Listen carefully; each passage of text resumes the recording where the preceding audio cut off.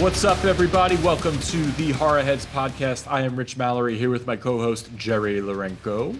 Hey, how's it going?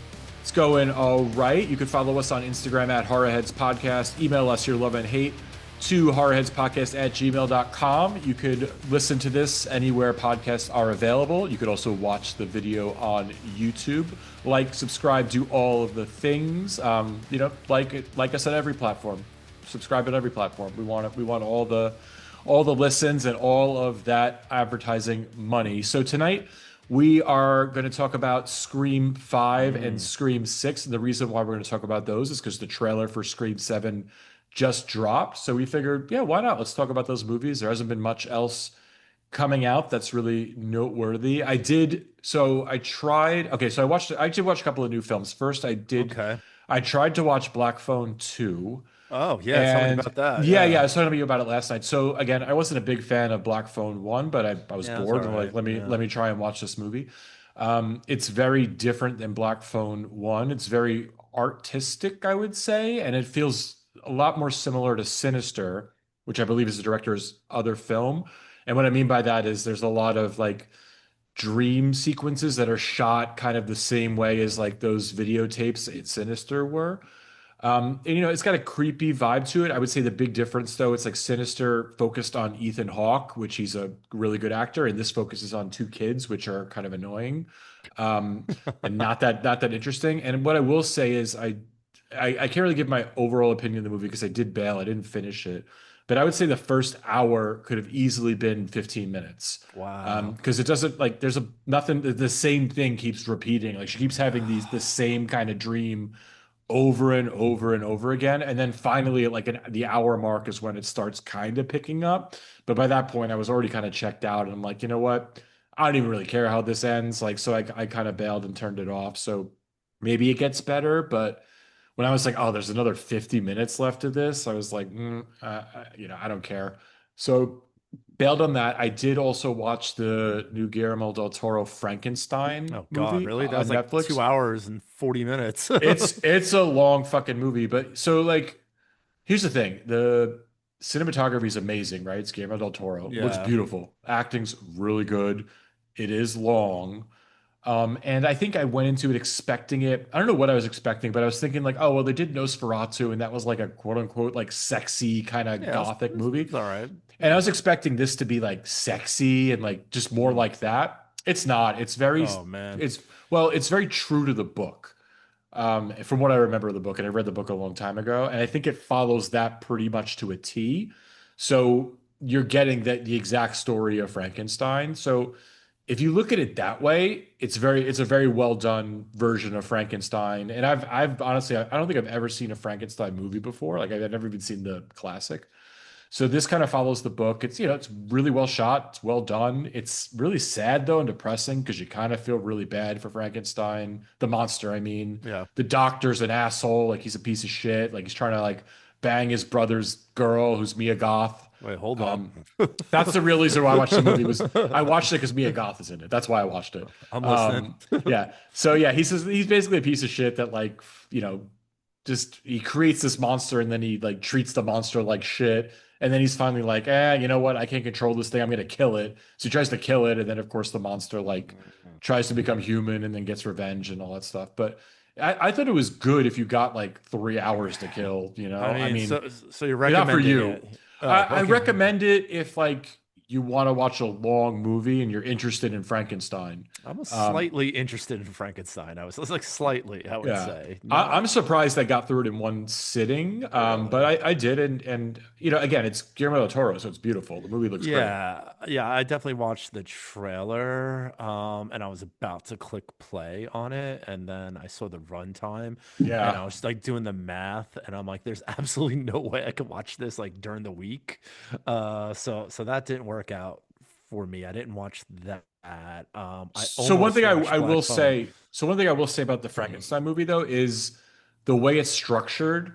Hmm. You can watch it in 2 nights because it Oh, does like okay. it's split into kind of parts. Like first Okay. it's like the Victor Frankenstein story, and then it like a certain point it shifts and now it's the monster story. Hmm. So if you like were someone like, you know what, I All want to right. watch this, but I can't give 3 hours, you could probably watch it right up into a point and then kind of switch. I could probably get into that. And as I was Maybe saying, I you'd could like it. almost I don't watch know. Black You might Phone. like it. Yeah, Black Phone, I don't I think I you're gonna like. I like the mask, but I just if you're saying it's like dreamlike and stuff like that, I don't know if it's for me. Um, I watched a couple films What you too watch? this week, which I'm shocked because I'm gonna be honest with you, dude, man. I hit a rut after that, The after the challenge. challenge, man. I didn't even want to turn the TV on. I'm gonna be honest with you. Like I could not find joy in anything on a box for like a long time. Like I was like, I couldn't watch like a series, I couldn't watch a show, I couldn't watch really like anything. Like I was just so, I don't know why this year just took so much away from me. I think it's really because my nights are much shorter than they used to be, probably last year. So now I'm like really forced to like, watch films and every single night and I can't miss them. And then the nights that I played catch up were like really, really long, like trying to watch two, three films in one night. It was killing me. So I'm surprised I finally got over it. It took a good week and a half for me to kind of move on with that. So I did catch up on some new things that I did want to see. I'll tell you about one that you saw. So I did watch that movie Match. Okay. Boy, that was a sick film. Right? I That didn't want to was, give too much away when I talked yeah, about that it that because, like, you got to was, go in cold. You got to go man, in cold. that was not at all what was expected. I did like it. Because of the movie, a lot of the stuff in there was just pretty twisted and brutal and disgusting at Yeah. times, and it definitely has like a lot of things like incest and giant D and stuff like that, and definitely things that surprised me. But overall, I did watch it, and I liked it, so I got into that.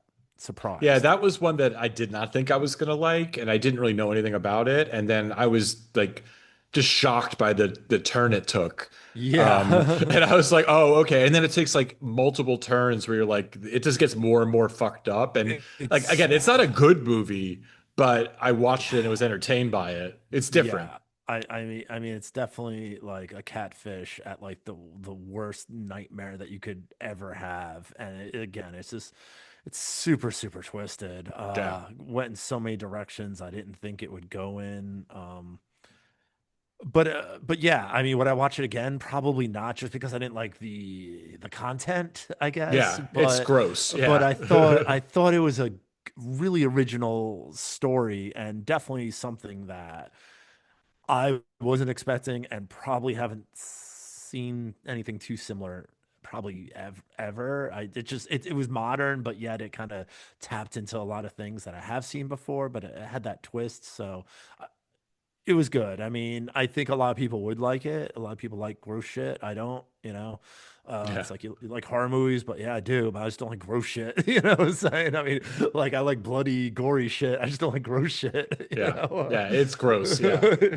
So, so I watched that, and then there was something that I just kept hearing about, and I didn't want to watch it. Probably like for like the same reason. But it's like I just been hearing too much about it, so I checked it out. New film. It's called Traumatica. Okay. Never heard of it. Have you heard of it? It's a No. really crazy kind of demon possession film. It's weird. It's different. It's like a really really messed up Evil Dead kind of, but like low Okay. budget. It's about like this possession that travels over like generations of like this family and like all the things that happen to them from basically like a baby to an adult, and it follows them. So it's basically like kind of, I guess, kind of like maybe Frankenstein. It's in two parts almost, where it's like the early phase and then the second half where the kid is older. um Really gritty, really disturbing. Probably literally every abuse trigger you could imagine. Oh, I'll So pass. Hard yeah, pass. so it was a tough watch, and I mean, I know why horror fans are getting behind it because it's like one of those films, it's gonna go up there, like people always want to talk about, like, oh, what's the craziest film you ever saw? And it's like Murder Set Pieces or something like that, Human Centipede, it's like Salo, it's like it's probably Yeah. going to, yeah, because of the content of it, it's probably gonna like get into that level of like disturbing films where like it's like you got to kind of go into it hard and trying to just get through it, and Yeah, you like I'm feel a little curious. I'm weird. curious now. Like I don't want to watch it because once you say like abuse, I'm like, oh no. But It's like I not kind that of feel like I have level. to watch Yeah, it. I mean, it's not that level of those movies that I saw, but it gets there. I mean, there's every abuse you could imagine. So I mean, it's just but I mean, You got through it. I got through it. I'm not gonna watch it again. I'm not gonna recommend it. I don't know why. I mean, I guess I do know why people are talking about it, but it's just not for me. It's a bad movie. Yeah. It's So the last time you told me to like not watch a movie and I ended up watching it like an idiot was Coffee Table. oh, see, no, God, see, And I yeah, all should have right. listened to you and not watched So that movie. So now I'm like, I think I am gonna listen so to you let and me skip think. this one. So let me think. I'm gonna say it's a half step worse than that. Okay, so I'm probably gonna pass so then. yeah, it's I not. should have listened. I should have not watched the It's Coffee Table not because that movie like, still fucks me up. yeah, it's not like the bunny game, but I haven't seen that, but I don't think I it's want to. It's like all rape and stuff, right? yeah, Yeah, yeah. it's not that, but it's also a little worse than coffee table. So yeah, sometimes when I'm home alone or I'm taking a shower or something like that, the coffee table will just kind of fall into my head. I'm just like, oh man, why did I watch that movie? Every now and then I'll be scrolling on Tubi and it will like just I'll see the art and like the art doesn't tell you anything uh, about the movie, but it just triggers me again and I'm just like, oh, next. Next. And it's always under You- comedy too. And I'm like, oh, next. it's not. It's I it's a bad comedy. yeah. You said it is like a comedy. It's structured like a comedy, but it's yeah, oh, that movie's terrible. Oh wow. Yeah, Uh, now that I'm thinking about that, I need a drink. So let's get to let's do it. it. Yeah. So last episode I didn't drink too much because I wasn't feeling too well. Today I'm feeling a little bit better. Went to Bevmo and of course they still have that buy one bottle get one for a nickel. And today's nickel bourbon is well, it's whiskey, Irish whiskey, Tullamore Oh my Dew, God. which I Oh, I didn't mean, realize is DEW, but I thought it was uh, Dew. It's DEW. uh, No, I mean I'm into the Irish whiskeys. I'll get into this. So I'm gonna pour 40% alcohol, so breakfast whiskey. I'm man, gonna that's pour it. that's my Hey, look, a boy's nickel. favorite right there. And I What boy? drink it all the time. My Oh, do friend you really? Mike, he makes me take shots of that whenever we're out, whenever we're at a concert. He's my concert friend. So, Okay, Mike, I know you're you listen to the familiar. show, and Rich is drinking the Tully. And whenever we go to a bar, we're like, dude, they got the Tully. Oh, And I we like always that. end up, yeah, we always end up going and doing a shot. And it just kind of changes the night for me every time I do a shot for it. So I'm like completely regular, normal, minding my business, drinking my bourbon, and then all of a sudden someone hands me a warm shot of Tully, and just Ugh. like the whole trajectory of the night usually just I'm just like, oh, why'd I do that, man? But I like that you call it the Tully. it's I might Tully, get into yeah, this now. Well, it's Tully. I have like 4 bottles of it now, so I'll be drinking this No, for a no, I minute. mean on the rocks it's not bad, but I wouldn't suggest a warm shot. Yeah, no, it smells good. It smells like a Jameson. Like, Yeah, oh, I the got the knob. nut. What is that? Can you move it towards the camera? I can't Oh see. yeah, sorry. Other way. There you go. Yep, there we go. The 100 knob nine proof. year, 100 proof. So I haven't had this, knob in a while. yeah, so this is not new. I think I had it on the show before, but I gotta start getting through some of my bottles. The holiday season is coming up, and people, I don't know why, but they tend to give me bourbon for Christmas. Wonder why. And I'm not mad at it, so I had to make room for those bottles, and I usually, get in about 3, 4 extra new bottles that I wasn't expecting, and sometimes like my legacy goes so far that as a gift at work for my wife, her friends at work will give her bourbon for me Whoa, because they that's know I'm cool. such a huge bourbon fan. They'll be like, "Oh, this is for your husband. Here you go." And suddenly there's like another bottle or two from people I don't even know. So I want to say shout out to them. thank you for thinking about me, and I don't know if it's a good or bad thing that like my love for bourbon transcends people that I don't even know. But You know what's funny? I have there's this woman that used to work for me maybe 8 years ago, okay. and I still get a bottle of bourbon for Christmas every year from her. Oh, that's legit, It, man. yeah, yeah, yeah. And every year I never think about it because I'm like, why would they get me? Like it's been years, and every year it shows up, and every year I'm really happy. Fuck yeah, man. All right, I let's mean, cheers to let's that. do that. Cheers. Woo. Clink. Cheers. Mhm. Hmm. Oh, oh, this is Yeah, what do you think? Go ahead. okay. So I thought I when I sniffed it. I'm like, oh, it's gonna be like a Jameson. It's not. It's harsh. Yes. It's harsh. It's like packed. Like it just attacked my throat right there. Oh, It's it tastes like if you mixed whiskey and gasoline, basically. That's what yeah, it tastes yeah. like. It's that ethanol. It's the ethanol taste, and then Yeah. I Let me think once let me the take ice another. melts, you'll. I think once the ice melts a little bit, you'll feel a little better about it. But yeah, it's a tough one, warm. I wasn't expecting it to hit like that. It's very Did you miss powerful. the whole story I just told you about? Yeah, I zoned out. I But just told you. you were talking about doing a shot. A shot is one thing. I just took a I told sip. you it ruins my night every single time I do it. Oh man. So, And I got six more of these to drink. Oh man, yeah. it's gonna be a Nah, long night. I think you'll get into it, honestly. I think you get Oh, the into it. Dorsia glass, very Yeah, I got nice. the Dorsia glass here.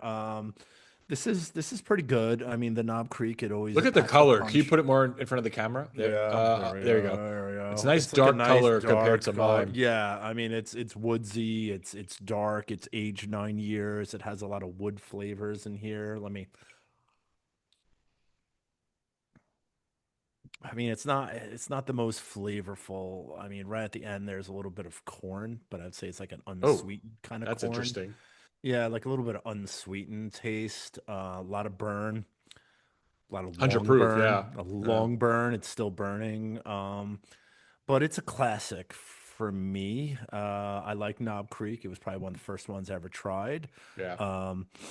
probably the It's affordable too. It's not too y- pricey. yeah. I mean, it's definitely good. While I was away, I bought like this bourbon magazine, like at the Oh, there's a airport. bourbon magazine? Yeah, That's there's a cool. bourbon magazine, and it just kind of like was talking about like Kentucky and all the different areas, and they had this whole thing about like Knob Creek, and it actually kind of got me interested in Knob Creek again. Just the way they do their tours and the thing like that, and I thought it was interesting, and so I like it. It's tough though. It's a tough drink. Yeah, 100 proof on a Monday night is yeah, we usually record on like a Tuesday. Today it's a Monday It's a and Monday. it's hard to go hard on a Monday. So let's get into it. So we're going to talk about Scream 5, which is technically just called Scream, which is super confusing, and then Scream 6. And I will preface this by saying I know we did an episode on the original Scream, not a Yeah. huge fan of the franchise in general. Like I really don't like the first movie, and the reason why is I just don't like the cast for the most part. Okay. The second and third one I only seen once, but don't remember liking it. Fourth one, seen once, don't remember liking it. And I've only seen five and six once. I saw them both in the theater, but didn't remember them at all. But I will say that I did like the trailer for part seven. It looks like Yeah. a lot It's good. simpler. It looks like more back to roots. I know Nev Campbell is back. She was not in the sixth movie because of contractual disputes. She is back in the seventh one. So people are excited about that. And look, I probably will go see it in the theater, like I saw these two. And I figured like let's talk about them. So I'm going to give the plot. We're going to start with Scream 5 from Okay. 2022. And basically, the plot of it is 25 years after the original Woodsboro killings, a new Ghostface begins targeting teens connected to the town's dark past, drawing the final three survivors of the first attack from Scream 1 back once more. And if anyone has seen any of the Scream movies, it's a big whodunit. Usually, I believe, I might be wrong, but I believe in all of the movies, there are two killers, and it's usually someone who's in the main cast, and you kind of have to figure out who the real killer is. It's usually, I would say, fairly unpredictable, where I'm usually like, oh, that's like sometimes you can kind of get it, but like a lot of times, like one of the killers, I had no idea that was the killer. So I think they do a really good job on this. The other thing I will say about Scream It's very self-aware, and it's kind of from the first one to the newer ones, it's very like the people in it, there's always one super horror fan Yeah. who's like explaining like the rules of all the horror movies and how like what's happening in real life fits into this. And they kind of do that in every movie, but a little different. And in this one, I thought was interesting that, since it is like Scream 5 and it's like they call it a requel, right? Because it's like a reboot, but it's a sequel at the same time. Sequel. So they like explained that, and it's very meta, I would say. So, which can be pretty pretentious, but it could also be interesting too. So, and this is also the first Scream film not directed by Wes Craven, who did pass away in 2015 from cancer. I actually didn't know that he directed all the first four. I had no idea, but he did, and this is the first one without him. And it's released 11 years after Scream 4. So I'm going to stop there. Like, let's hear like what some of your thoughts are about just the franchise in general, and then this Yeah. movie, as someone Yeah. who's a So fan. so yeah, so I am a fan of the franchise, but I don't like every single Scream. I think two and three are throwaways personally. I think four is a blockbuster in my opinion. I think it's great. It was such a hard way to come back and to really reintroduce, like, kind of like pump some life into like this franchise that was pretty much dead. Um, Scream One was a very unique film. Yeah, it's aged a lot, but I think it's still kind of it holds up for me. I still find it the funny parts to be funny. I still find the brutal parts to be brutal. I think that holds up for me. For four, yeah, I think just kind of like introducing it and really kind of like bringing in like the stab kind of like background kind of film that's going on Oh about yeah, the could you real explain movie. that a little bit for people that aren't like a huge fan of the franchise? Because I watched 5 and 6 like with a Yeah. friend.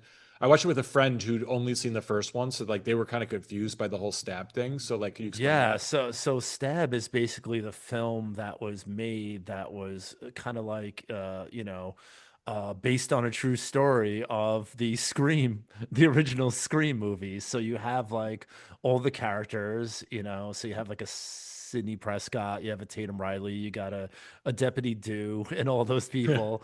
And they basically started making films that were actually would be considered the Scream films, as if this situation happened in real life, then Scream would have been the film that you saw based on the true story. But in this situation, it's basically called Stab, and Stab is a huge blockbuster, just like Scream is. And each year they make new ones. There's like six or seven of them, so it kind of goes in line with exactly what's happening in the Scream franchise. I think it's pretty funny, and I think it kind of develops its own storyline because now you have people who are kind of turning away from like the real story and kind of becoming like super fans of the film, just like they're super fans of Scream. So, Yeah, and it's and interesting. It's a cool like little movie within a movie kind of thing yeah, that they reference. I like that. I do it like how really they. creates like a different area for them to kind of tap into where you're like, oh well, this is what happened in Stab. And it's like, oh yeah, I know that, but it's really based on what happened in Scream. So it's kind of funny, kind of jokes at itself, but I think it does. It creates like that super fan and people who know every single thing about the film, just like there are people who know every single thing about Scream. I don't consider myself a super fan at all of Scream. I'm a fan, and that's it. But let me tell you something. I wasn't a fan for a little while. When two and three came out, I'm like, this is kind of like a joke. I'm like, these suck. They're stupid.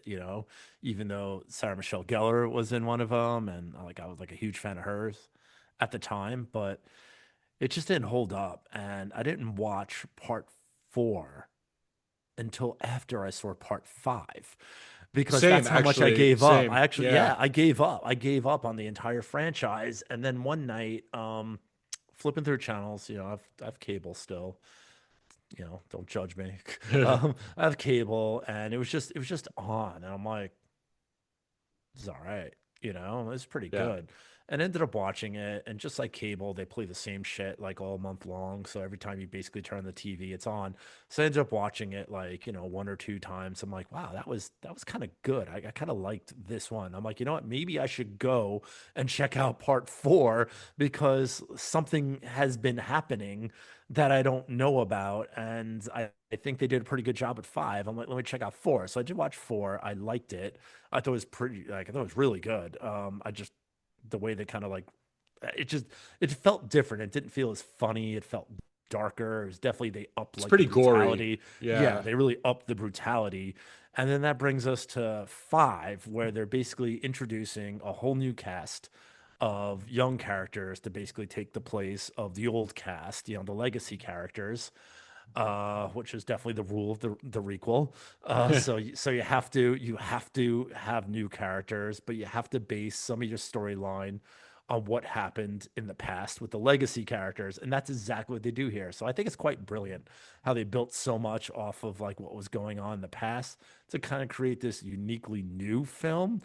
And for me, this, I mean, it starts off a lot like the original, and then it just kind of goes off on its own. I mean, I think honestly, Sam Carpenter and Tara Carpenter are great leading ladies, for this. I think, they're great in this film. Melissa Barea and Jenna Ortega. I thought Hmm. they did a fantastic job leading this film, and I can't even tell you which one I liked more. I thought they were both great, and they were just I they thought really like they held this film. The Sam character, who's the older sister, who's Jenna Ortega's older sister, who's the one you find out is related to someone Oh, very Billy important to the Loomis. franchise. Yeah. Yeah, Billy So, Loomis, and she's really good, I think, in this movie. Jenna Ortega's good too. She's really good too, but I would say that Melissa Barrera is really good in this. She's very interesting because she's got that. She knows her father's a serial killer. She's got like a darkness to her, and she like really like taps into that, which I like her conflict in the character. One thing I will say, so I know I said I'm not a fan of the original. When I did see the original in theaters when it first came out, it did blow me away because oh yeah. it was 90s. Horror movies were pretty terrible, and it was something new and fresh. And I remember I really liked it. And over the years, I watched it a lot and liked it a lot. And I think I just, as I get older, I like it less. Not that the movie's not good. The first one is really good. I think it is because the second and third one were like so bad that I kind of just tapped out. Um, I will say this one, yeah, I think they did a really clever job of introducing these younger characters who are tied to, again, the original. Like, two, Mindy and Chad are Oh like the yeah. niece and nephew of the Jamie Kennedy Schumacher. character Yeah. from the. Oh no. No, Oh, not it's Stu. Jamie Kennedy character, It's right? yeah. I Yeah. can't think of Him. his name. Yeah. So which is just interesting that like they're kind of still related, and one thing I will say that Scream does really well in most of the movies is the opening sequence, right? Oh The yeah. Yeah. the original like had Open. that Yeah. opening with Drew Barrymore, which is like one of the best cold opens of a movie probably Yeah. like ever. And this one, like you said, with Jenna Ortega, it's very similar. But I think they kind of do a different like, twist on it each time. Like in the original, Drew Barrymore gets killed. This one, Jenna Ortega gets fucked up, but does end up surviving. Which, because if you watch these movies and if you go in cold, like you're expecting her to die because Yeah. that's what happens in Scream, right? And like she doesn't, and becomes an integral part of the movie, which I think they did a really good job of the cold open here. It's Exactly. creepy, it's scary. And it's interesting because they do a lot of the same stuff, but it still works in this movie, and It it still shouldn't, but surprises you it too. It's does. still Yeah. and they still add those surprises. So just kind of like you said, that's what they were known for. They're talking about, let's cast this huge star, let's put this star in all the marketing, all the promotions, and then let's just kill them off in the first 10 minutes. That's what they I thought do. they were So gonna do that. so Yeah. now you see Jenna Ortega, you're like, ah, that's it. This makes perfect sense. Here's a up and coming star. She's huge at the moment. Let's kill her off in 5-10 minutes. But she doesn't, and I think she does become like a huge part of the story, and I like kind of like where it goes from there. So I know we talked about this a lot last episode where we were talking about the strangers and the hospital scenes and how they're always Oh yeah. naked and stuff like that. What I thought was like super cool in this film is that there is of course a hospital scene because that's where Tara Couple. There's a is. couple. There's a few, yeah. And Sam gets attacked there, Tara gets attacked, but it's not an empty hospital, This person's just dressing up, full costume, hiding, creeping around, and then attacking people like when the moment strikes, even though like there's security there, there's plenty of doctors, there's patients and everything. So I think that's like a really cool take on it because I was like surprised. I'm like, wow, they're gonna try to attack them here. It's like it could get caught, but I mean that just kind of goes with like the ghost face, It's like they're bold. They go Yeah. for it. They do really what is the unexpected thing to do. They kind of get you when you least expect it. And honestly, being in a crowded hospital, you wouldn't expect it. And I thought that was like a really fun part of this film. So And they do put her on a private floor at one point, which kind of explains it a little bit. However, I will say that, you know, no matter how private the floor is, once you start hearing gunshots, I feel like people would have got yeah, up there a lot yeah, quicker. people So, are gonna so, get so up the there for one sure. there are like I'll be honest. So when I rewatched this, I did really like this movie. I thought it Oh was wow, really cool. good. There's a lot of things I don't like about it there, but I did like a lot of it. I will say though that there are like so many like plot holes or like banana pills, for example. Like it's just again like the cops never show up, like no matter how much noise is happening. Like these people are in like these rich suburban neighborhoods and like people are screaming bloody murder and like nobody shows up, nobody notices. People are killed broad daylight on the front Yeah, lawn, bro. I mean, it was nobody the sheriff. notices. That was the Yeah, sheriff that got killed. nobody notices, Yeah. nobody cares, and it's like it is a little unrealistic in that sense. But if you could suspend that disbelief, I can't. And I was watching it with again somebody, and we were like making fun of it the whole time. Like, okay, like where's the cops? Like, oh, you're the guy's at a like one scene, the guy's at a party, walks outside, maybe walks 10 feet, and then is like, getting stabbed, He's screaming. No he's one from the attacked. party hears. Like, Yeah, it's no like one knows. It's I've been drunk at a party, but no one's yard is that big that you're not gonna yeah, like yeah. So hear there's a some lot dude like there's a getting lot of fucked stuff up. like that where it's like if you could just and it happens a lot more in the next one, but in this one especially, there's so many times where it's like, okay, it's very unrealistic. But what I did like about this movie, it's brutal. Like the kills Oh, are the great. kills are There's yeah, whoo. like and there's some kills that like things I've never seen before that are really cool. Like the son of the sheriff when Oh, he gets Wes, killed, yeah, Wes, Wes, like the way they put the knife like through right the through his. throat and it's like Oh, pushing through and like I've never seen that brutal. before. Really Oh, cool. Um, so there's some real cool, a lot more violence than I thought would be in this movie because you just don't expect it. Like I you're I like, oh, mean, there, everyone even gets fucked up. I mean, honestly, like you know, Tara was fucked up, in that opening scene. Like people are getting like fucked up, and Chad when he leaves the party, it's like they're not just getting nicked, like they're getting fucked up by yeah, like a they say like a Jenna Ortega knife, man. got stabbed 7 times, like, and Yeah, and, I and mean one was like it's through the hand, and yeah, like, it's all it's these brutal. attacks are so brutal from Ghostface, and I find that like they amp that up a lot. Like the Ghostface in the like see the originals, like they definitely attacked you, but I don't think the brutality was there. I don't think the gore was there. I think they really amped it up as they get into these later ones, and I obviously that's really what I liked about four is that they amped it up, and then this one they really amp it up. And what I find crazy, and this is what gets me all the time. So you have a problem with some of the plot holes, but my problem is the ghost faces.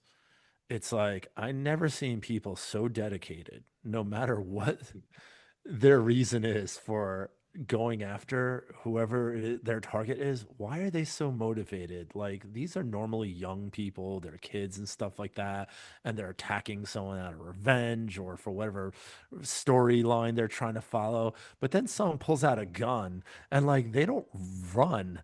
It's like they just like keep attacking you, even though like you're shooting at them, you're trying to stab them, you're hitting them, you're fighting back. It's like I can't believe that they just don't be like, all right, fuck it, I'm Yeah. out.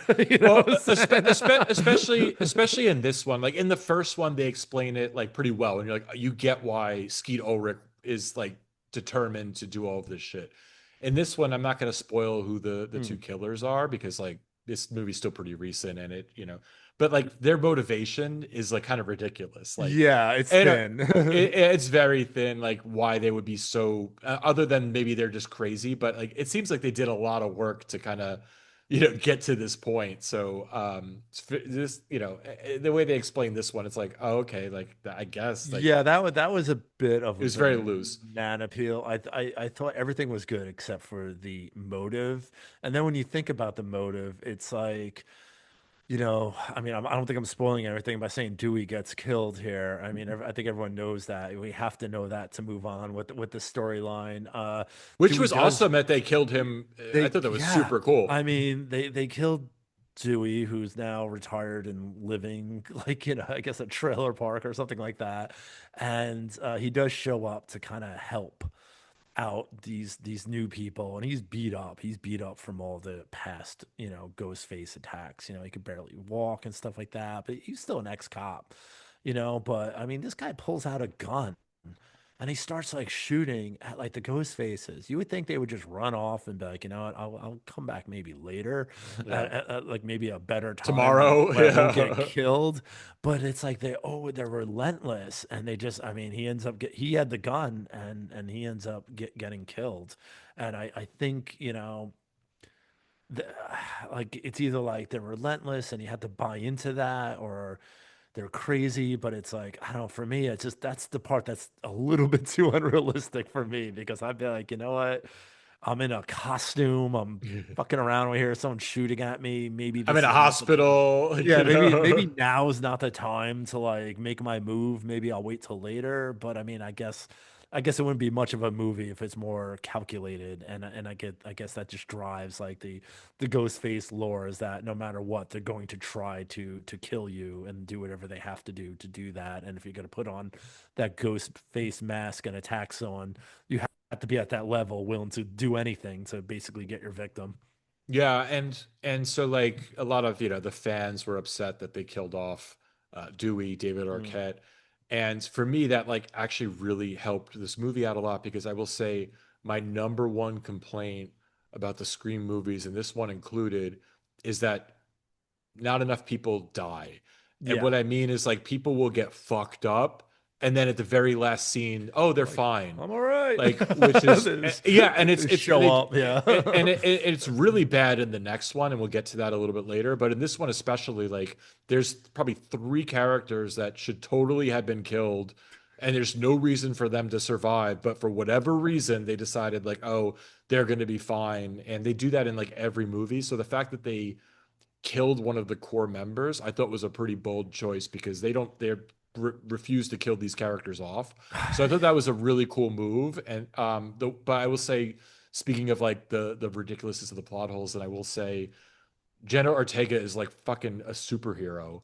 Like the fact that she gets stabbed 7 times, 2 days later is like not in a coma, like fine. One Yeah. one minute she could barely wheel her wheelchair, and then 2 hours later she's like fucking up Ghostface. It Yeah. makes She's like no sense. fighting. Makes no sense. Like she can't even wheel a wheelchair, and then she's like basically kills Ghostface kind of in the end. It's like it's like a little ridiculous, It's and she's like Superman in the next one too, where she's like gets stabbed multiple times and is like just it's like fine, I could just do like fine. this. Like he doesn't go to the hospital. It's just like, yeah, I'm cool. Just a stab wound, no big deal. Like so it is a little like over the top Oh, like that, I mean, which is kind of annoying. It's just like they could have done a little better with that. But I I will say I the mean, movie's how they entertaining. ended up. I mean, it was, again, they do throw a lot of banana peels, but again, it's a meta film, and you have to go for it, because that's exact. Like if they weren't making fun of it, then you'd be like, oh, that's so fucking stupid. And here we're saying that's so fucking stupid because it is, and they know It's a it. And it's satire in a way. yeah, Yeah. it's like how they ended up at the Mocker house, which Yeah. like And no one Amber's. realized it Yeah, was the which like yeah, that's that's her friend Amber's house, her best friend, right? And why are they there? They're like, we need to get the fuck out of here. This is crazy, man. Ghostface is trying to kill us. Let's just drive. Let's just get the fuck out of here. she had to get her We're like, asthma all right, inhaler, which wasn't get even her like asthma important. Yeah. inhaler. It's Yeah. like you can't go to CVS. You can't, like, they don't have that there in Woodsboro. They don't have a CVS where you could get it. They don't have any of these things. You don't have an extra one somewhere else. Like honestly, like I got problems with chapstick. So I have one in my backpack. I got one in my pocket. I got one in my car. There's always a chapstick. This girl has asthma, which is only people in horror films have asthma, I think, because I like was I never just saying that seen I've never met an adult with asthma. And I know they not exist, but until I've never met an adult with asthma. it's like 7% of teens in the United States suffer from asthma, but I just don't even believe that number because I never really met anyone. But maybe I don't know. But yeah, so the fact that Ghostface could set up a situation where her inhaler's missing, they're driving. The only logical thing that three people come up with in a car is to go to her friend's house, which is where the last murder happened in the town, to get her extra inhaler. And I mean, that was ridiculous, but the setup to bring them there and once they arrive, I think was cool to see kind of like a different scenario playing out in the same exact location. So it's like the same set, but like the action was different. And I thought that was kind of interesting. So a lot of things, there are a lot of nods to the original one. Was that huge fight scene in the kitchen, with Sydney and all that.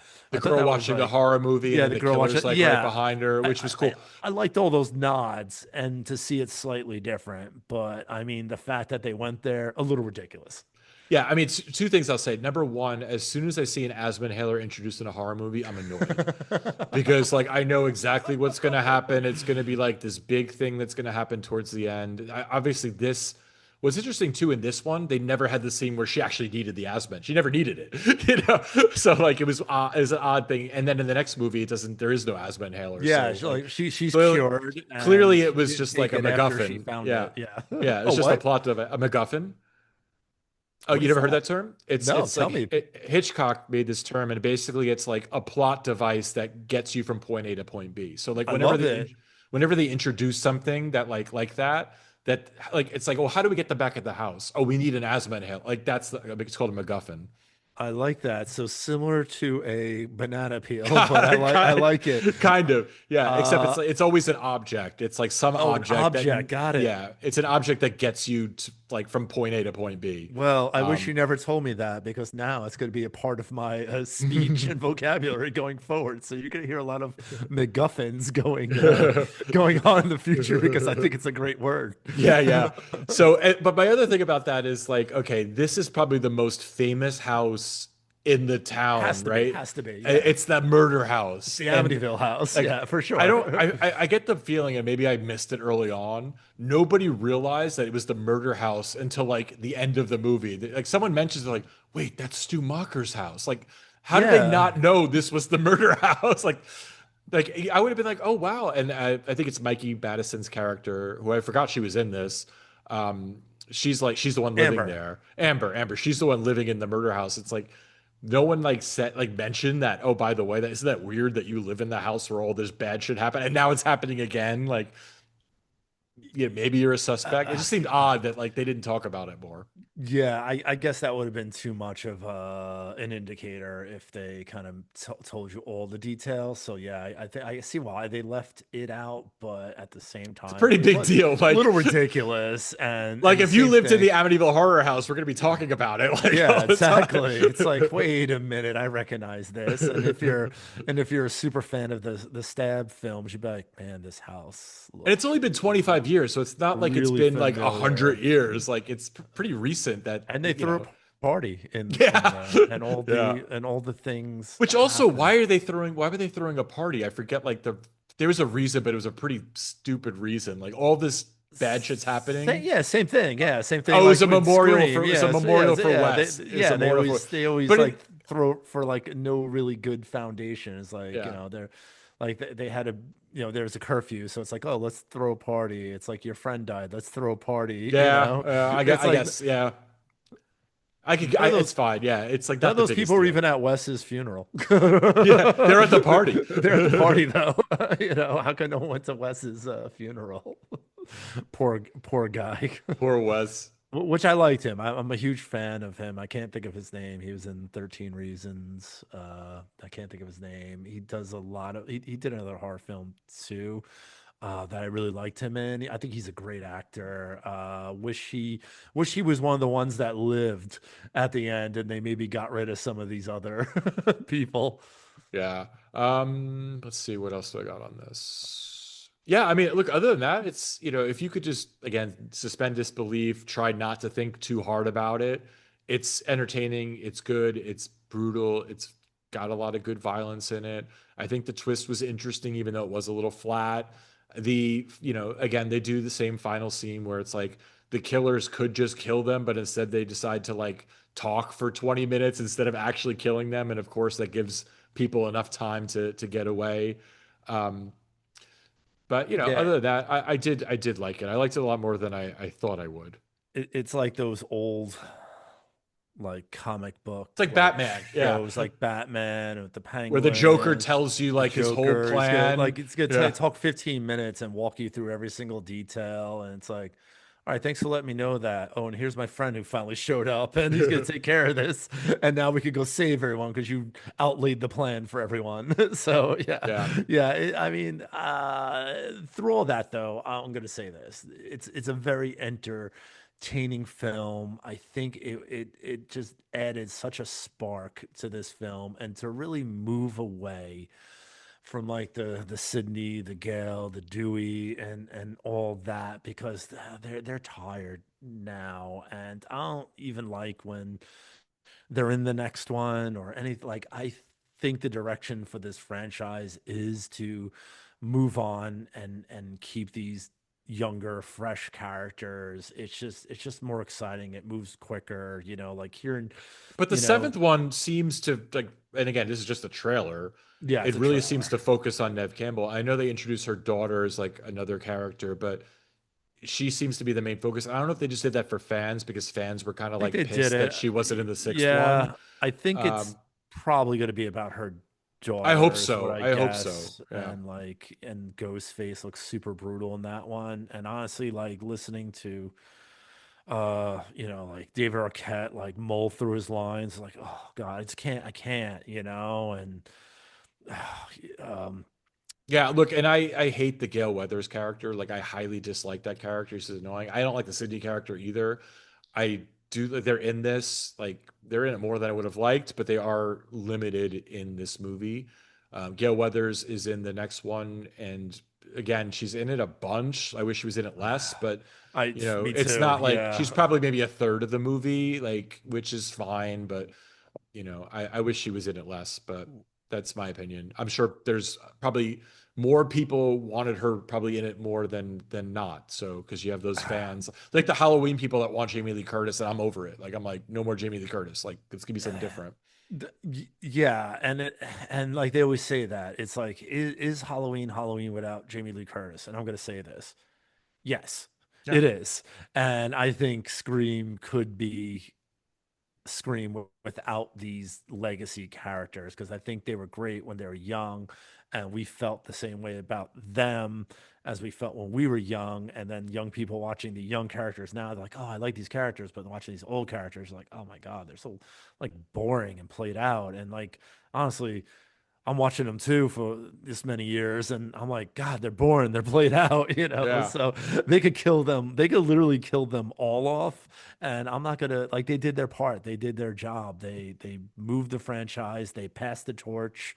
I think it's time to move on to these new characters. I know that Melissa Barrera is not in the new one, which is super super disappointing, because I'm a huge fan of hers, and I know that there's probably contract things and stuff like that, You and know a lot what of though? I'll people. say they did her part. Like her and Jenna Ortega did their part. Their story to me is told. Like Oh, I okay. would, I'd want to go if I was going to do another Scream movie, a completely different direction altogether. Like All right, let's nice. bring in new characters. Like we don't like we did. They did their story. They had their two movies. I agree though. I like her a lot. I think she's the best part of the movie is Melissa Barrera. I would absolutely, and this next one too. Absolutely, Yeah, she's oh in this yeah, movie. for sure. I actually like Um, her more in the next one. I think she was just kind of warming up to being like a yeah. star in Scream 5, and I think she shines even more in Scream 6. I think But in a yeah. horror movie, like a franchise, and this is again just my opinion, it's probably not the opinion of most people. Two movies and like let's move on. Let's Ooh, do something different. Keep the killers, obviously. You can't have Scream without Ghostface. Like, and you need I, that. I I still say the Ghostface mask is still really cool. Like he looks cool. It's awesome. Like Yeah. yeah, it's holds up, but like let's do something different. Like you could still reference like all the old stuff, but like let's two movies, good. I'm ready to move on. Three at the most. Three at the most, and then let's do something different. So what, okay, let's wrap this one up Yeah. so we get to the next one. What would Sure. you rate this 0 to 5 bloody knives? And what I will say is we do play a little drinking game on this show. And we haven't really played it in a minute because we've been doing the horror challenge. But how it works is the number of bloody knives Jerry gives a movie are the number of seconds I need to drink for, and vice versa. So the stakes are high here. So Jerry, what do you give this 0 to 5? Yeah, I liked it a lot. I think it's a good film. I watch it all the time. Um, this is the first time I watched it and took notes, but honestly, within the last 2 months, it's probably the third time I watched it. Mm-hmm. I watch it a lot. I like it. I give it a four. Four bloody Okay. knives. Yeah. Yeah, that's what I figure. I like it a lot too, even though I did say there's a bunch of things I don't like. I'm gonna give it a 3.5. Oh, I would be a 4 if more people died. Um, I am shocked that you're no, even giving yeah, it that high. yeah, So yeah. I liked it a lot more than I thought I would. I was into it. I thought it was a really good way to reboot a dead franchise for the most part. So I Oh thought it yeah, was for I sure. gave it credit. So let's drink to that. Cheers. Cheers.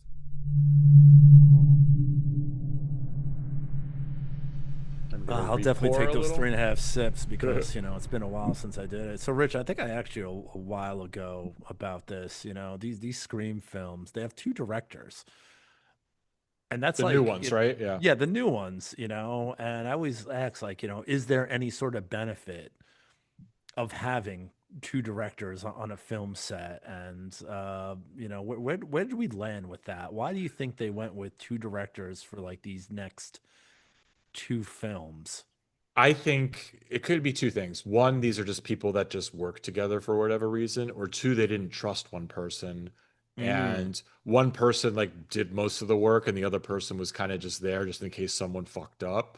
Because I don't really know. It doesn't I don't really get why you would have two directors on a movie. Like it's too many like you can't be on the same page about everything and like you're gonna have to like compromise too much. Like I feel like a film should be one person's vision.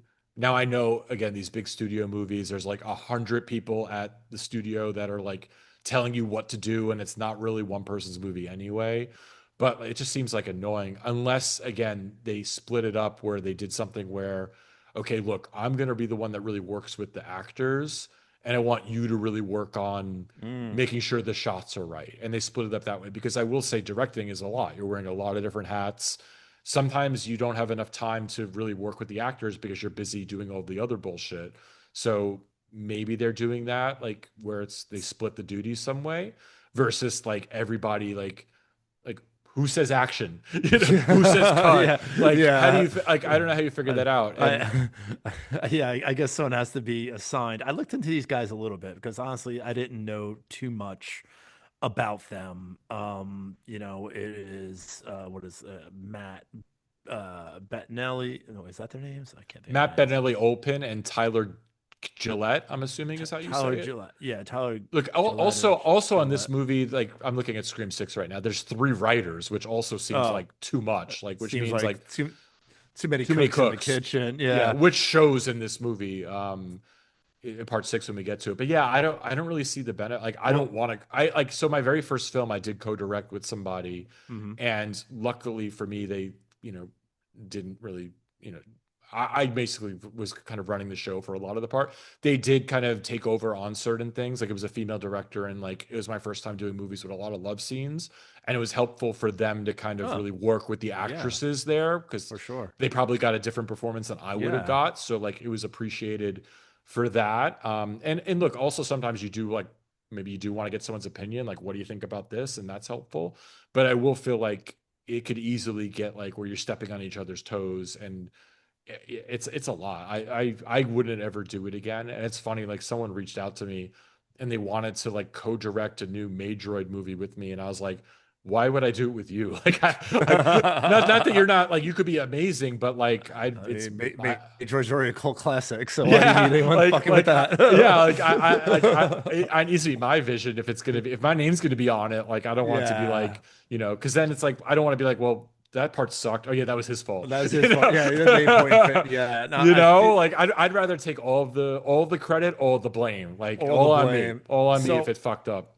so what I want to say is, I did look at these guys, and it turns Okay, out that they direct a lot of films together, like all their films. It's which just just these seems two odd to guys, me. Like, do it which yourself, is man. odd. So I thought this was a good opportunity for us to do a little Oh, director check-in okay, and play a little game we haven't played in ages. We probably haven't okay. played this since season one. Shit, And it's the throwback. old thumbs up, thumbs down game. And we're gonna play with these directors. They made a couple films together. Most of them are horror films, luckily, and we've probably seen most of these Are you films. So sure?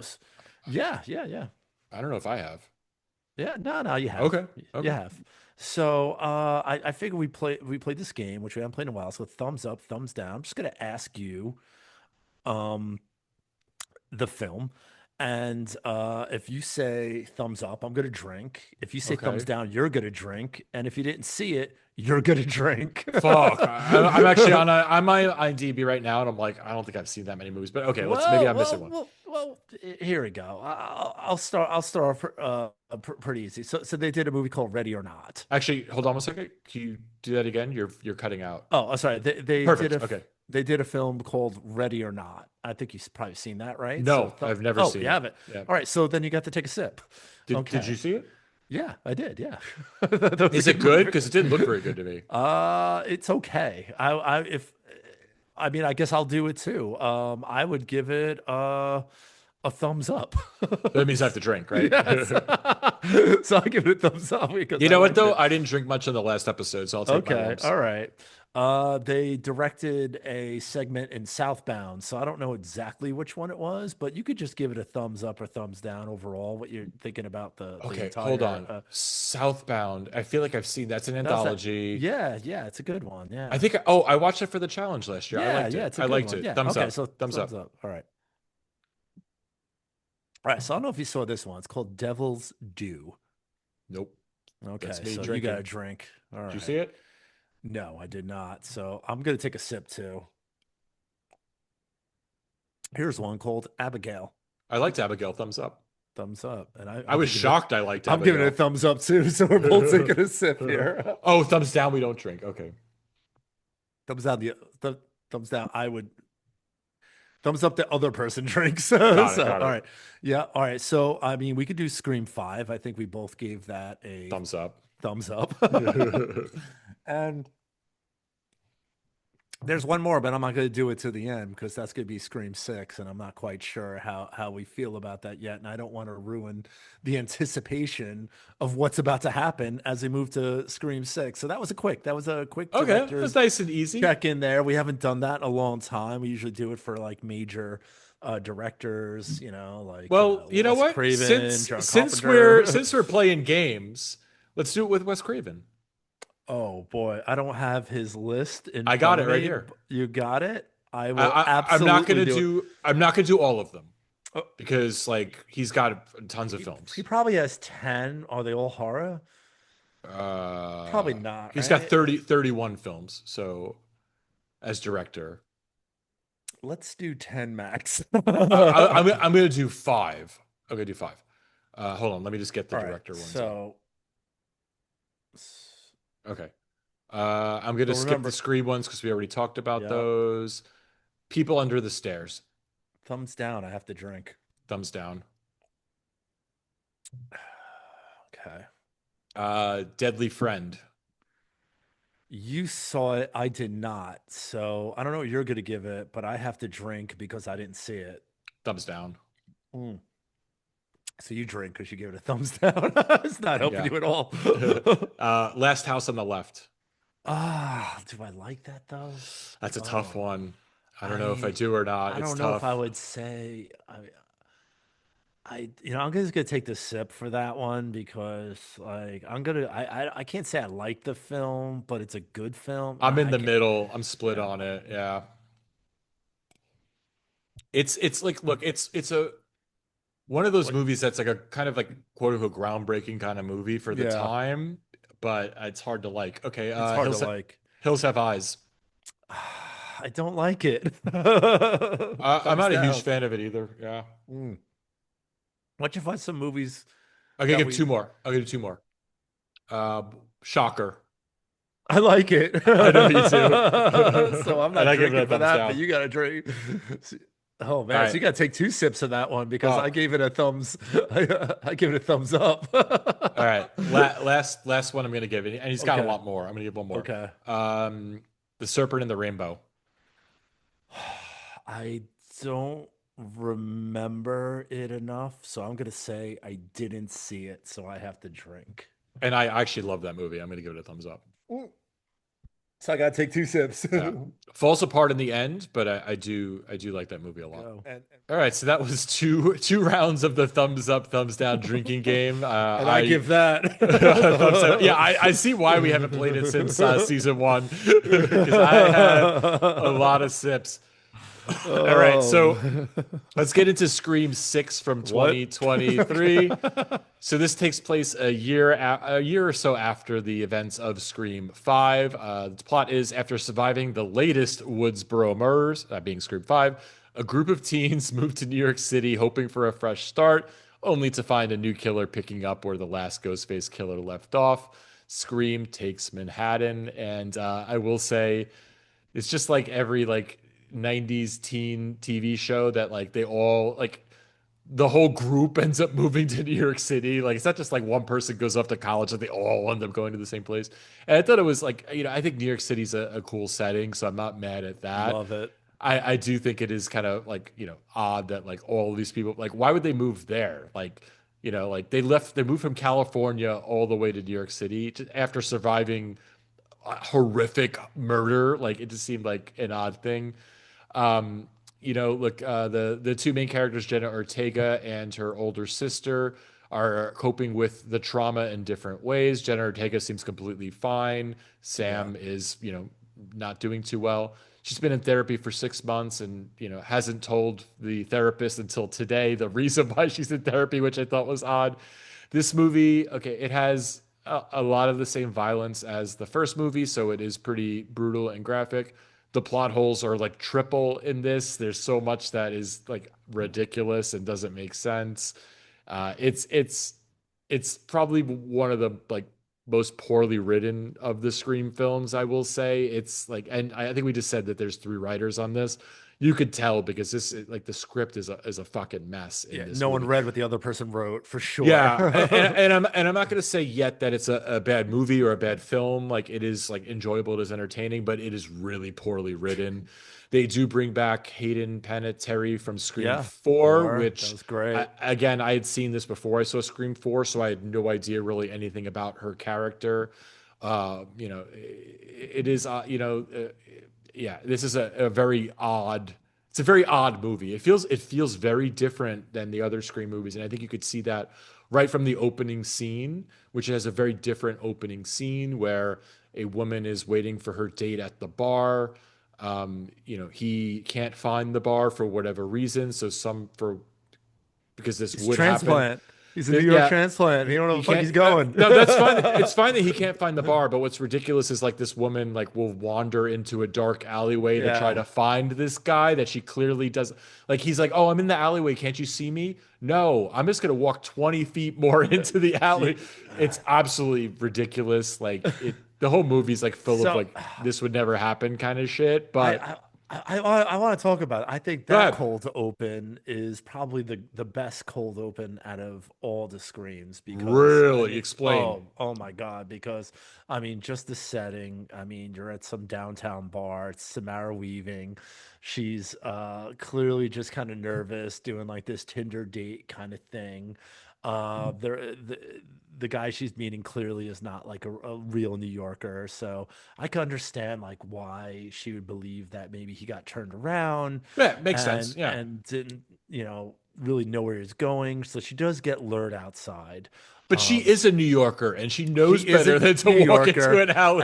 and she does go into an alley, which again, she dropped her guard because she was nervous, being on this date.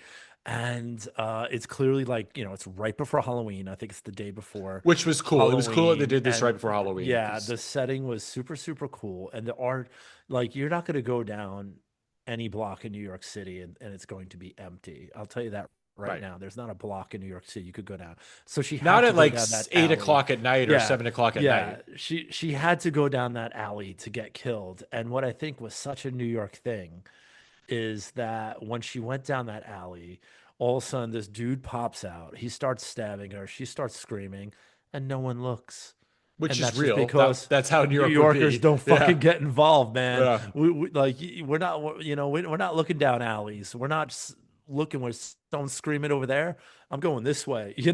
It's No, like a new I get that it. was so New York to me, and it was dark and it was gritty, and I thought that was like super entertaining.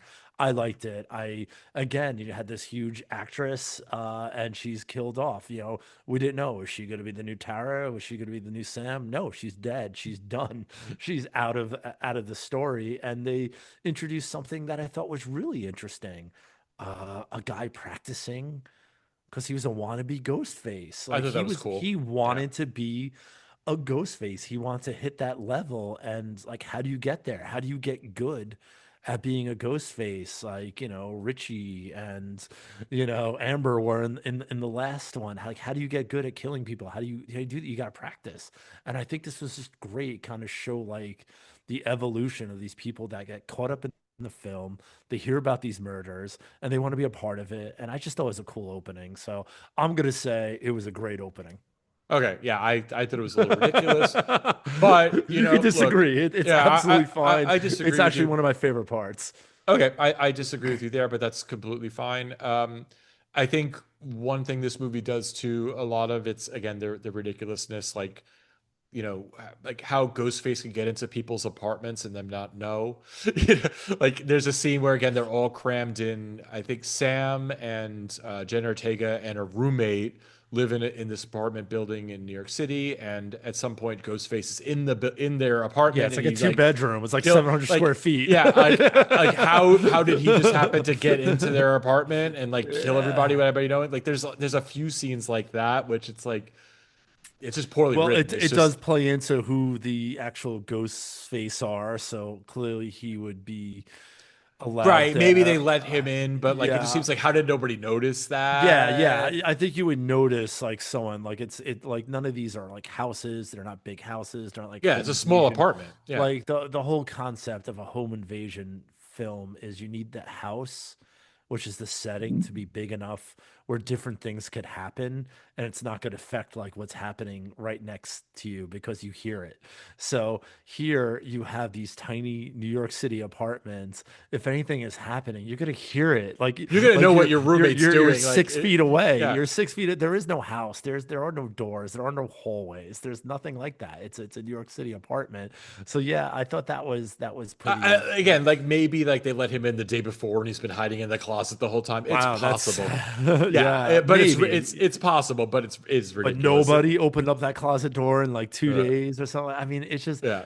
yeah. I mean, it's There's a it's a lot of little. stuff like that. I'm just making one, but there's a No, no, lot of they like they it's they loose. do It's very they loose. the banana peels. They need it. They Yeah. need it. They're not gonna like connect it too hard because then it's like, well, it's not realistic. So they just make it so it works. I'm gonna say a lot of things I like about this film. Yeah, go ahead. I'm gonna go as far as say that, and this is gonna be a bold statement right now.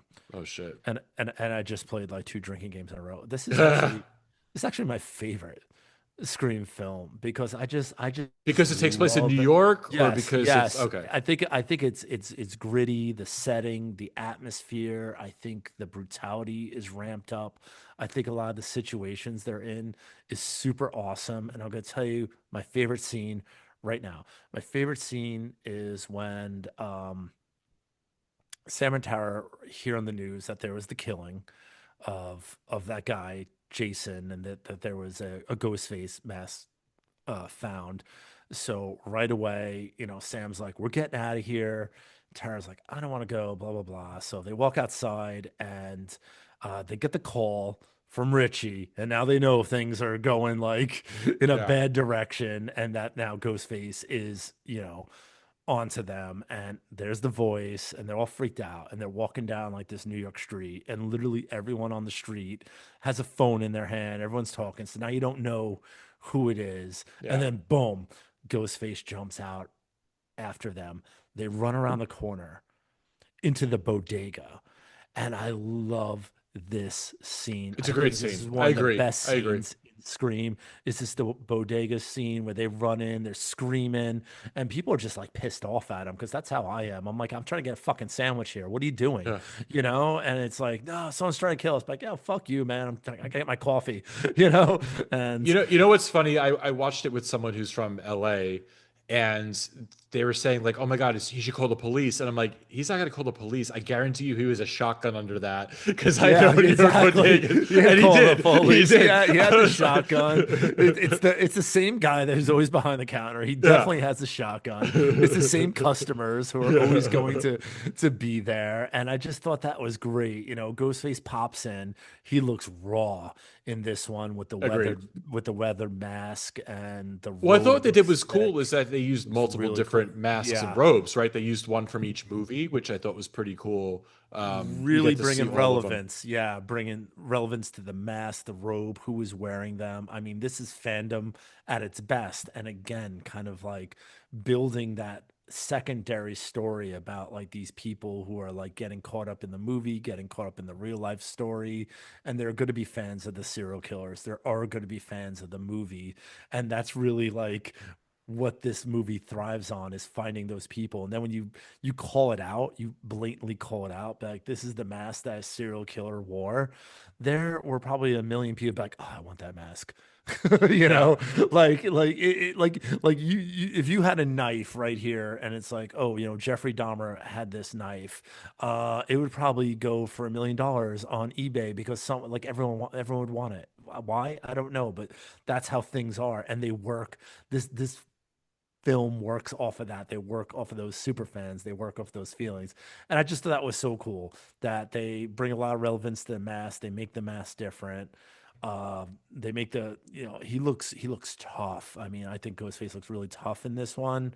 But then when he gets a hold of that shotgun, that's just something I don't know if I've ever saw that before in a Scream film I where don't think he's ever now, had a gun yeah, before. now Well, he they have had a gun, but not as but not Ghostface. like, yeah, not like he has a shotgun and now he's Yeah, like going after. I mean, it was that was cool. so cool. I loved it. They were shooting that Coors, and I know you're a huge fan of Coors Banquet, but yeah, they're shooting that Coors. I think this film clearly was sponsored by Coors because Yeah. it's everywhere. That's definitely my favorite scene. I love it. They somehow escape. The police are finally there, even though it's New York and there was probably a cop like a block away. But I Yeah, mean, that happens a I lot in this love where the that. cops never show up. So Yeah. okay, so two things. Oh, the first thing is like, they do show that the killers in this are huge fans of Scream and Stab, and they have basically every piece of memorabilia that ever existed from all of these kills, which, like you said, would have cost tons of money. Mhm. And they kind of loosely explain how someone might have gotten access to it. There's no way someone could have got all of that stuff, like especially the person who secured it like was not a Yeah. millionaire, like No. he was A a lot civil of it was servant. probably stolen, I'm guessing, but or but like favors or things like. it's a little loose. But what I will say is, look, I'm also like you, where if a movie takes place in New York City, I appreciate it. It's got a cool look to it, a cool feel to it. This movie though wasn't shot in New York City. So like, did you feel that this really felt like New York? Because they shot it in Montreal. It was shot in Yeah. Montreal. So like the bodega scene, Well, yeah, that's a set, right? That's yeah, clearly a set. things like that, yeah. But you could tell like by the roads and the streets. But honestly, the way they filmed the subway, absolutely They perfect. did make it. I think they did a Absolutely decent spot job. on, like capturing what Halloween in New York City is like, capturing the subway on Halloween was absolutely spot on. When they all get kind of separated trying to get onto the subway, That happens all the time. There are so many times where I like that's my subway. I gotta jump on it, man. I didn't get on it because I just got Yeah. like the door shut, man. There was no room for me. I'm not getting in there. And I thought like just the crowd of it, the people you see on there, and the whole setup to it. I thought that was like spot on. So I did like that. I did like a lot of things like that. Yeah, I think they did. I think they did a good job. Yeah, and I think the subway scene that they do is really creepy. It's really tense. That's where like, the ghost face does end up, stabbing Mindy multiple times. However, even though she's stabbed multiple times on the subway, 2 hours later, she's able to leave the Run. hospital herself and be completely fine and have not a scratch on her. So like A that's Bowie knife. yeah, She got yeah, stabbed with a yeah, Bowie knife. Like and is able to like not only just leave the hospital but be like ready to run a marathon. Ridiculous. Like that's the again the huge problem I have with this movie. Other than it is again really poorly written. When you get to the last 5 minutes of it, it's just like, are you serious? Like, how are these people? Again, Jenna Ortega just got stabbed multiple times. She's not going to the hospital. She's just going to walk off with she's her gonna go sister home. somewhere. She's Like, like it's like, come Band-Aid on on, it. like you didn't like it didn't need to like wrap up like with a nice little bow like that. Like you could have, even if you didn't want to kill the characters off, which they should have killed off Courtney Cox, they should have killed off Mindy, they should have killed off Mindy's brother who got stabbed Chad. brutally. Yeah. They could have killed them Yeah, he off. got stabbed by both ghost faces Yeah, multiple multiple times. times and is like completely fine. Everyone Like, else died. Everyone else died yeah, that got stabbed by a yeah. ghost face multiple times. He's fine. He's Yeah, good. and like again, like Ghostface clearly like knows how to kill. Like he just decided to like miss organs on these people. It just seems it's odd to me that they like wrapped it up that way. It just seemed odd. Like it's like why? What was the point? Like unless they're like, oh, we got to have It's these people in the sequel. They're not like it's like they're that great a character. Like who gives a shit about Mindy or Yeah, like I don't love the Mindy and Chad characters. I Mindy's at liked least interesting because she explains like she's the yeah, the Jamie Kennedy she's character. yeah, we need her. Chad is all right. I liked him better in Hard Eyes. Oh yeah, that's right. That But is that. He was good in yeah, Rise. but yeah, I don't love them. I don't know why they did that. And you're right. Like these attacks are brutal, and like the ghost face knife is like some sort of hunting knife, some sort of Bowie knife, and I mean they sink that thing all the Yeah. way in. It's like how are you doing anything? How Like are not only you did they survive, fighting? they're fine. Like Like how are they're you like fighting? How are you doing anything? I think if um see what I thought see and they're not consistent because the scene you were talking about with the apartment where Ghostface gets in, that was one of the most brutal Ghostface attacks in the entire franchise. I Like agree. everybody is getting fucked up It was intense. It was during an this awesome scene. attack. Yeah, I it was a good mean, scene. Mindy gets sliced and it's a slice, but there is like blood pouring out of her. So you're like, she's useless. She can't help. Her girlfriend Annika got stabbed. She almost got gutted because Yeah. they were lifting that knife up. She's done. She can't do anything. Everyone's fucked up. Sam got fucked up. And now they have to escape. But I mean, during that scene, there was just blood everywhere and Ghostface was going nuts. And I just thought that was like probably one of the most brutal scenes and also probably one of the most realistic because, the one character didn't make it and she had a horrible death, I thought. And Yeah, agree. we thought that Quinn died. I don't want to give too much away here. I don't know if you guys saw it. I don't know if we're giving away spoilers, but she was attacked. Thought that she would be dead. I mean, everyone was catching it. It was just such a brutal attack, and I like that. And you thought these people were like fucked up, but then later on, a worse attack, and they're fine. Yeah. Like they're active, they're fighting, they're not limited in any way. Where in the first attack, she could barely move her arm because she got her arm sliced. So how is she going to cross the ladder? Because her arm is sliced, but then she gets stabbed and she could run. Yeah, it's just really bad Inconsistent, writing, and inconsistent. it's not Yeah, necessary. Like it just yeah, you could just reference her, like oh she's but I get it. They wanted to have that heartfelt moment, the core four are like yeah. okay, but it's just silly. Like it's like it's like this movie went from being a movie made for adults to being made for like children, like in the span of 5 minutes. And again, this is just the end of the movie, so it's That's like, the end. I think it's but definitely a that's what I tough film though with remember. the That's what I remember, right? yeah. I remember being in the theater and being like, I was into the movie kind of, and then I remember walking out of it like, oh, that sucked. Like, and this time I liked it a little better than the because I didn't spend, $50 to go see it. I watched it at home on Paramount Plus, so it was a lot easier. But I remember being really disappointed like the first time, but that like just ruined it for me. I was like, why'd you have to do that? I was like in a good place, and then like, yeah. Yeah, But that that's that how is these Scream movies go. They all do kind of shit it's like that. messy, but for me, it's like the brutality, kind of bringing in all that memorabilia. I It think it looked cool. it's It looked such a cool. unique twist. The attacks are brutal. New York City setting. I like that. I like when Gail was attacked. Again, this was another one of those situations where, her boyfriend, who's a nameless character, just catches it. Brutally. Yeah. Gail somehow survives, but also Gail pulls out a gun and she lives in some sort of Upper West Side apartment. And she's firing her gun in the apartment. And one, Ghostface does not just say, I'm getting the fuck out of here. Yeah. Let me leave. He's just taunting her.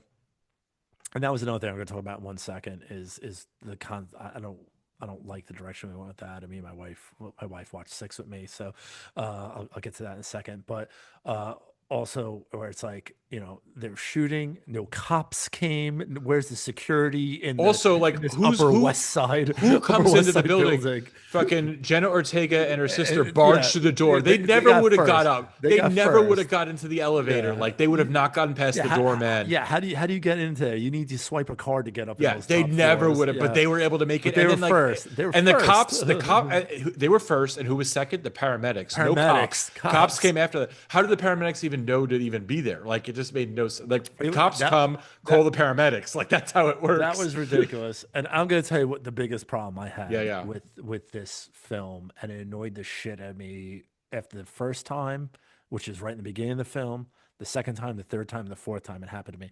Every time there's like a brutal attack, it's like you're talking to Ghostface on the phone and you're having like a I know what you're gonna conversation say. I know what you're gonna say. and you're going to get attacked, but why are you talking on the phone like when you're in a life and death situation? You know what I'm saying? So like Put that fucking phone down. yeah, Yeah. yeah, Gail knows that Ghostface is in her apartment. Her boyfriend's dead. He's on the floor. She's having a conversation. You wouldn't even like to be even remotely distracted in some sort of life and death situation is ridiculous. The same thing with the detective when he's in the theater. He's sitting there on the phone and he's shooting randomly While when holding one yeah, phone. well, Yeah. holding the phone, and there's a life and death situation here. It happens all the time. It happened with Jason in the beginning. It happened with, almost every single character where they just get caught up on the phone. It's like, I'm not going to sit there and talk to you on the phone when you're attacking me. Like, there's like, oh, they want to throw their clever, funny lines in. Like, you wouldn't do that if you really thought you were going to die. You would just hang up that phone and pay attention. That's I'll go one step further. Not only what I find even more ridiculous about it is okay, Courtney Cox gave the situation. She's in an apartment. It's a big apartment. You She's don't rich. I'll hear give her that. she's Yeah. rich. Yeah. She's I'll got a give big her that. apartment. I'll give her Okay, that. so Yeah. she's talking to somebody on the phone who's also in her apartment and she doesn't know where he is. Wouldn't you hear like, You oh, he's hear in them. that He's in closet the right door. there. It's a And they do this in I think all this happens in all of the Scream movies where it's like you would literally hear them talking like in the other like, wait a room. minute. Yeah. And like, how do they, you know what I mean? Like, and all these places are confined areas. And I know they could maybe explain it. Okay, well, there's a second ghost face and maybe he's in a different place. But how would you know all the things that are happening That are unless you're there? happening. It's like, so that that's the more ridiculous part to me is like, how do you not All hear right. them in the other room? You got a good point there because there is a voice modulator and it has to be amplified through that. So they couldn't whisper. They would No, have it's to they're not talk at a whispering. certain they Yeah. would have to talk at a certain volume for that to go through. Huge plot hole. Hate it. It's annoying. And I'm gonna go with another plot hole. Even though I just said I preface this all by saying I love this film. Yeah, I yeah. did love that subway scene. I loved it.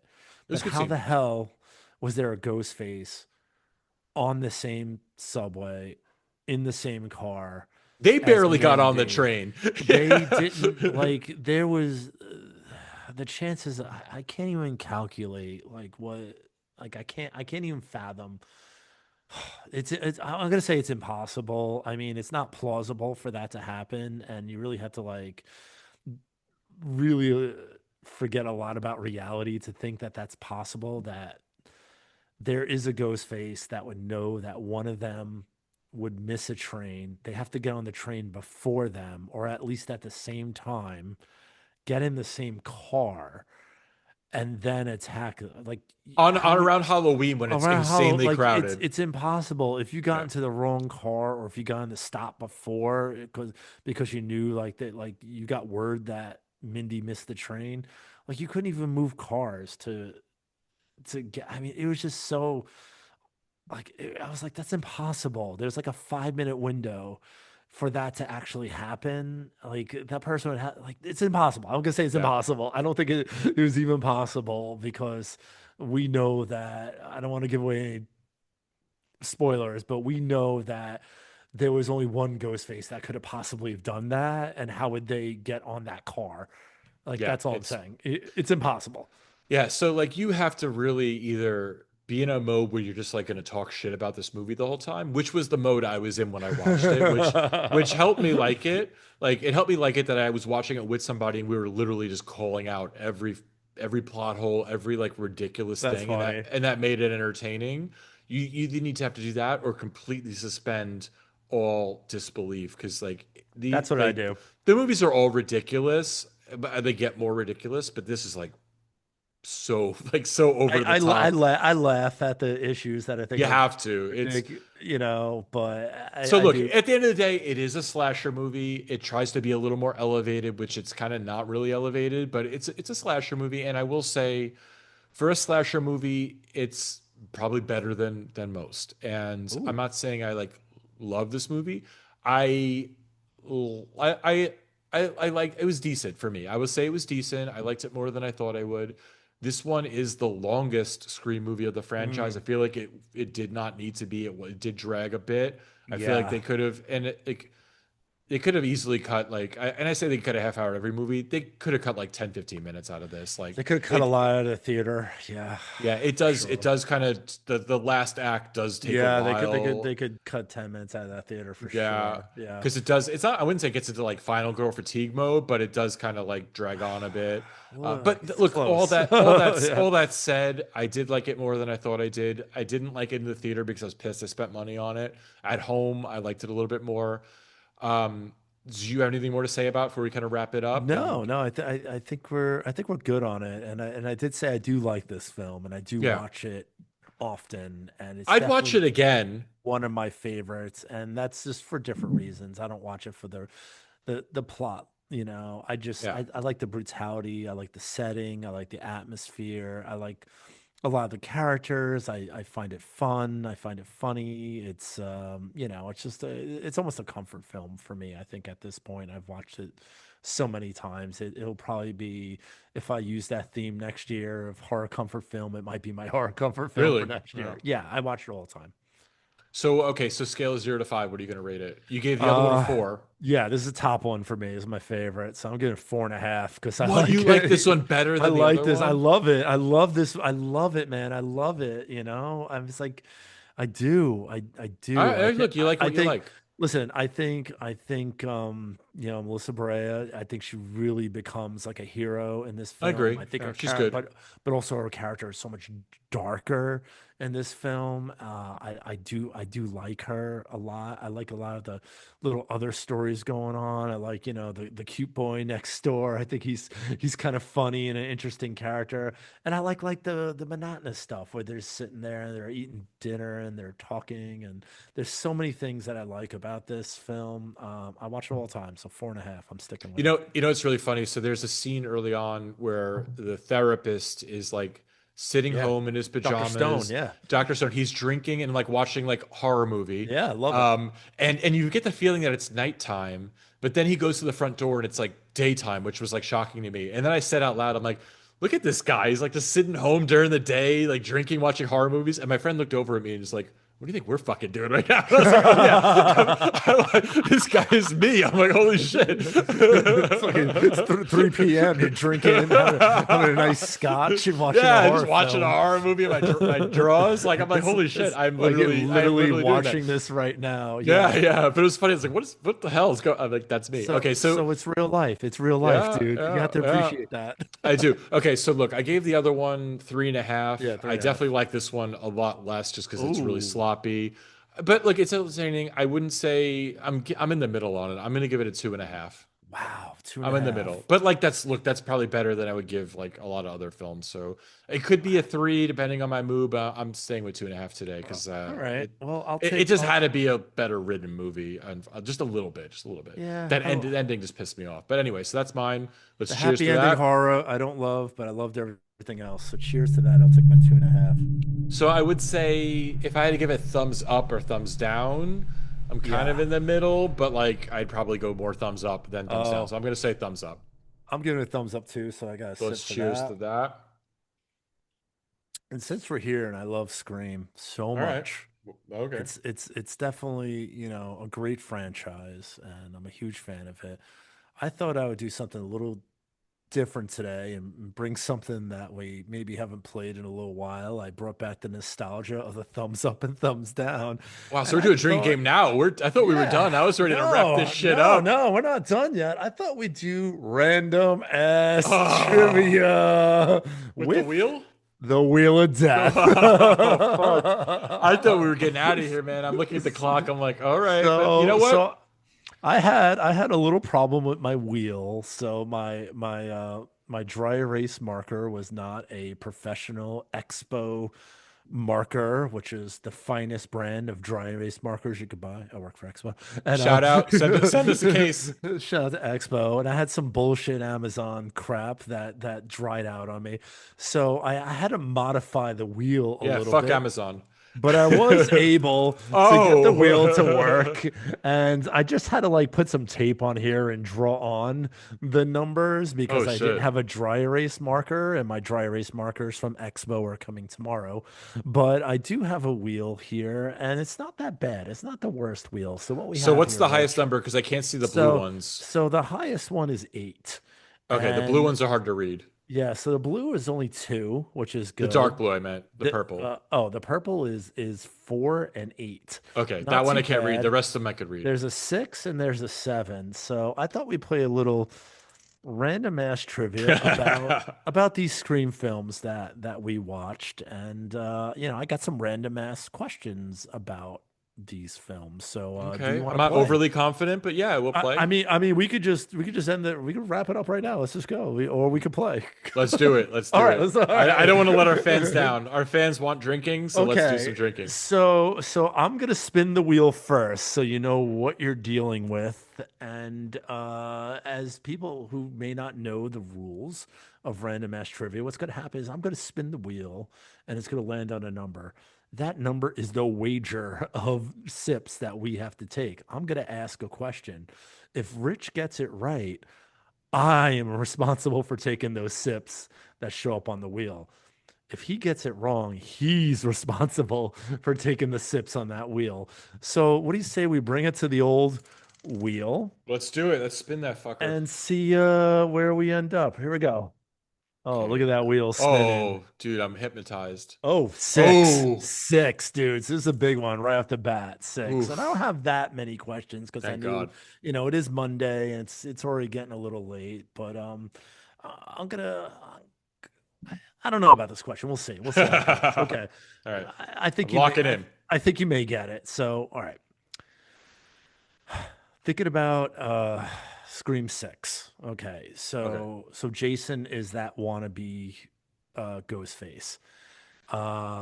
He killed the guy that kills Samara Weaving. He goes back to his apartment. He gets the phone call. Okay, so what movie is Jason watching while talking to Greg on the phone while he's playing that hot or cold game? And I'm going to tell you, between the character's name and the location is are both hints to what he's watching. What's his name again? His name's Oh, Jason. it's a Friday 13th. Yes, which one? It's part I know this because I was Go ahead. watching it. Go ahead. I You're want to say close. it's part 5. Are you locking that in? Yeah, because that's what I was thinking. Okay, it's Jason Takes Manhattan. Is it really? Oh Yeah. shit. Which I just watched too. Yep, 6 sips. I remember watching it and was thinking like, which Friday 13th is that? It It makes is. sense that it Yeah, would be Jason Takes Manhattan. I Jason. thought that His was name too is easy. Jason. It takes place in Yeah, I Manhattan. thought that was too easy. All right, I'll take him. Listen, I'm not here to fool you. Take my hints. Take my hints. But I remember thinking like, what movie is that? Which one is it? I remember thinking like, Yeah. because like, yeah. All right. Anyway, Okay. So, okay. I'm So fucked this up is now. random mass trivia. So these are all S- going to be like weird Spin questions. that wheel. Yep. So let's do it again and see where we land. I'm Okay. feeling it now. All right. Does that look good on the screen? Is that centered? It looks good. All right, I'm spinning it away I'm here. hypnotized. Whew. Two, All two, right. two, just Easy. two. Easy. Okay, all right. Scream 6 again. Thinking about that same character, Jason. He's mad at the Samara Weaving character because that's his film teacher. And she gave him a C minus, which you and I know how that is. She gave him a Yeah. C minus on his horror genre paper. Uh, what was the horror genre that he got a C minus on? He says it. Giallo. Yep. Nice.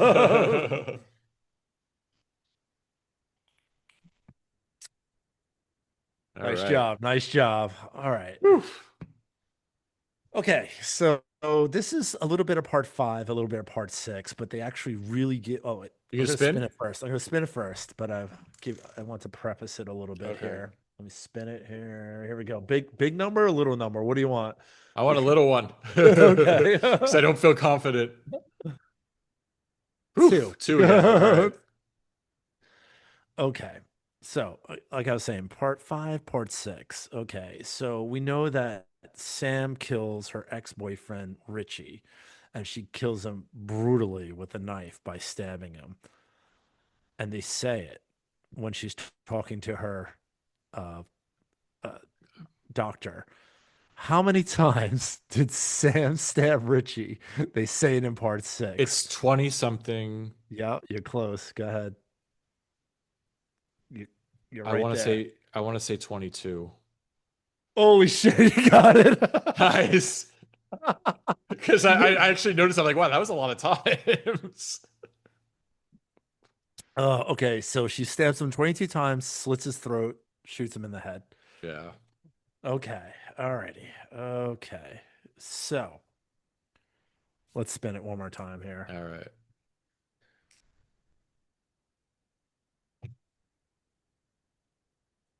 And it looks No, like I 2 got no, again. I gotta start somewhere else here.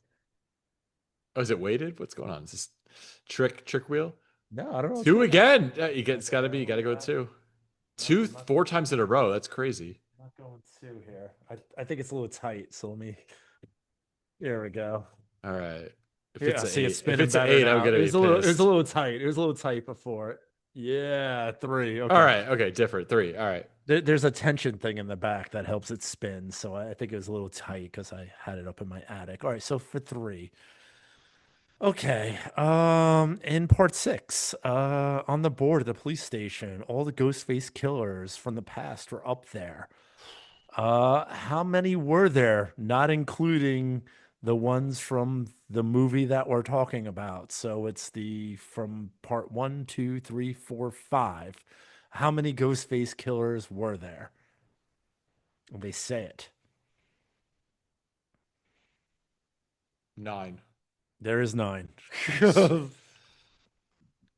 Which one only had one killer? Part 3? 3. Awful. All right. So 4, you want to do one more? I got the question for you. Okay. One more? All right. One Because more. now You want because me? now we're even. We're 6 and 7. So you had Okay. 7 sips, I had 6. Last one. Okay. I And think you'll get this one too. I we think got you'll the get it. wheel. We got the wheel rocking here. It's a little looser. See that? Okay. Yeah. All right. Last question of the night. This is it. Oh, come on. I think you're gonna get this Oh one right. no. Is that the 8? 8. Fuck. Damn it. I shouldn't have said this. All right, I'm gonna do it anyway. Fuck it. In part 5, Jenna Ortega says what her favorite scary movie is. What is it? Oh my God. She says it twice, I believe. Is it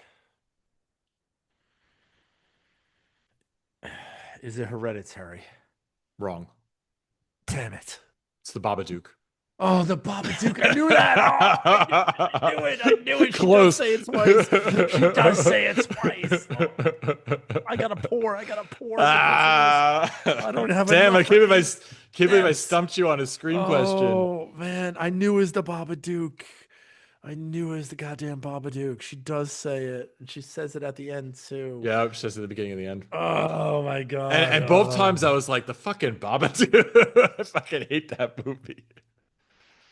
She mentions Hereditary. It follows the She witch. does. Mentions I don't remember law. It Follows, but I do remember Hereditary comes up at some point. Yeah. Mm. Because they're talking about elevated horror. I think one of the characters talks about elevated horror movies, and they mention No that. ice right now. We're going wrong dog here. I still owe 2 more. Hold on. 2 more sips. So that is it. That is our episode on Scream 6 and Scream 7. Jerry loses the drinking game again. The Wheel of Death takes another victim. So you could follow us on Instagram at Horrorheads Podcast. Email us horrorheadspodcast@gmail.com. Yeah, I'm not sure what we're going to talk about next week. I don't think anything new is coming out, so we'll probably pick another fun topic and just get hammered and get into it. So that's it. Let's cheers and get the F out of here, cheers, man. and I just want to say I want to give this drinking Thumbs game a thumbs down. down. All right, cheers. Have a good night, everybody.